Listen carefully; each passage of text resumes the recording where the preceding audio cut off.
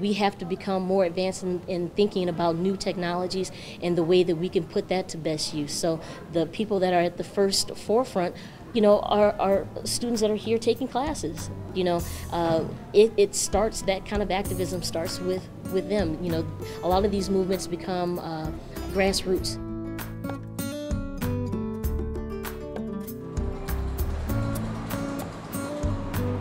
Green Roof is a project that is going to make Harold Washington the place to be in the Loop. We're not even joking. This is going to be a research center. It's going to be the first of the city colleges to have this kind of research center, including greenhouse, phyto remediation research, the weather station, and we're also trying to make it, in addition to all that, a place for students to hang out, a place for faculty to hang out, a place to do fundraisers. I mean, this is going to be a project that not only revolutionizes what the architecture department does here at Harold Washington College, but also just what it means to be a city college within the Loop.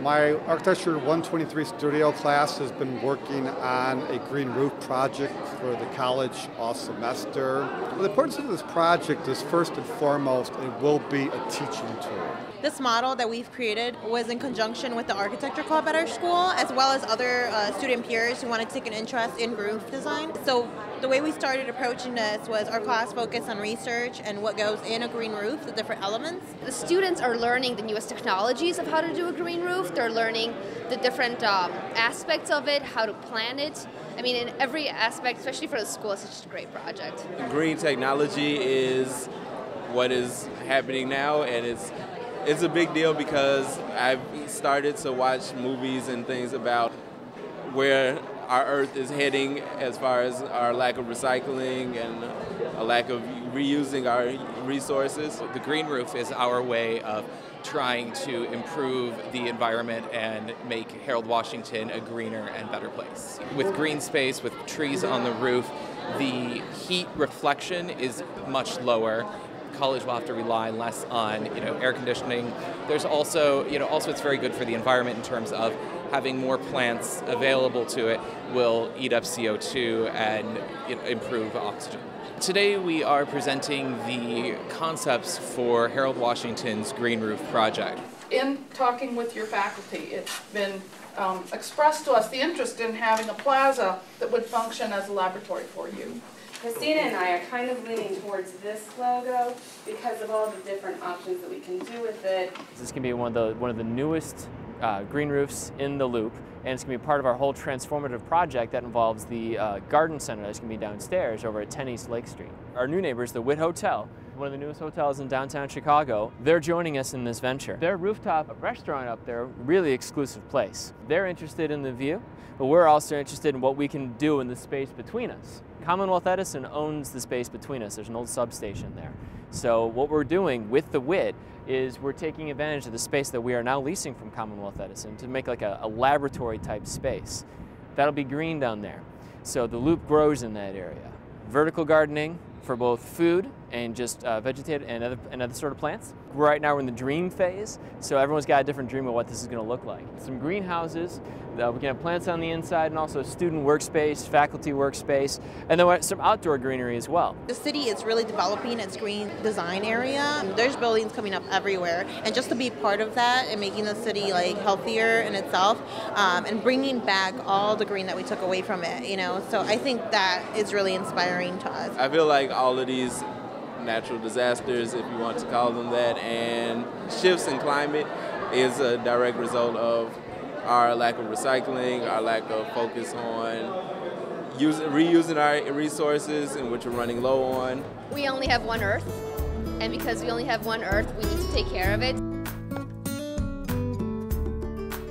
Sherman College has been excellent in supporting a path to green living. With our new building going in, it is a Silver LEED certified building, which is excellent. That means it's very sustainable and a very environmentally sound and efficient building. We also have True Eco Club, and they're very active on campus. We hold regular workshops on weatherization. It depends on the season. Weatherization for wintertime, rain barrel for summertime. We've also implemented a wonderful waste disposal system with great receptacles for recycling, and we're trying to educate people on the importance of recycling. They have also encouraged their employees to go to different trainings like Chicago Conservation Corps, which I attended in the fall. When we started talking about leadership conference topics, the idea of environment and it being around Earth Day and April is Environment Month just sort of seemed to make the most sense. We're doing workshops for being a catalyst for change in your environment, both mentally and physically. So we have workshops on the mental changes in terms of conflict resolution and anti-cruelty for animals. So today we kicked off with a rain barrel workshop, so how to install a rain barrel, how to access a rain barrel through the city of Chicago. The rain barrel serves two purposes. The first is to conserve water, so you're not using water out of our water source when you water your garden or when you water your lawn, et cetera, et cetera. Another purpose, and this is a pretty big purpose for the rain barrel, is to keep from taxing our sewer system. What happens when you have storm runoff from your house is that it runs into the already taxed main sewer line, and you have backup both into the street and sewage backup into people's basements. And that's not a good thing. Like it says, you can wash your car, you can wash your pets. There's a filter on the top right here to keep debris from going in. This is where a little goes a long way. And you then use this with a spigot or with a hose. You can also just, pour it out into a bucket. I find, a little hose works the best. A little bit more malleable and manageable that way. How many of you live in houses? How many of you live in apartment buildings? Apartment building. House. Okay, how big are your apartment buildings? One of the challenges that we face in Chicago in an urban environment with things like rain barrels is that it's very difficult for a high-rise building to use a rain barrel. It's virtually impossible. Their drainage system is very different than, say, a single-family home like you have out in the suburbs, or two flats, and you could probably even go up to about 20 units if it's not a huge building to use rain barrels. But other than that, it's difficult for our high rises, for our commercial buildings to use rain barrels.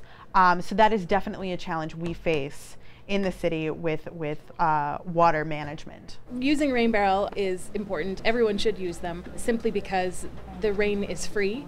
It is a much better resource than pulling water from the lake.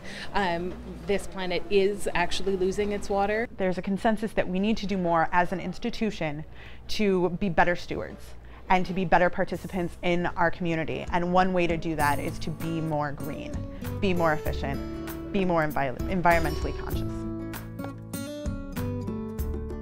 Our student body is very diverse. Many of them are first-generation Americans. So they come from countries where there is less development. So saving the earth is something that they understand and embrace.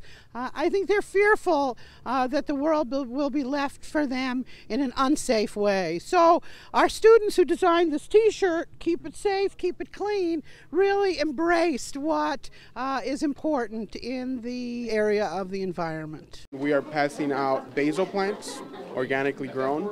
This has no pesticides. Pesticides are chemicals, and they have long-term side effects that affect the body, the brain, the hormonal system, affects everything. So when you grow it organically, you're not putting chemicals into your body. I'm in charge of the recycling booth, where we're informing people of the consequences of not recycling and where to recycle, what to recycle, and alternatives to things that they use in their everyday lives.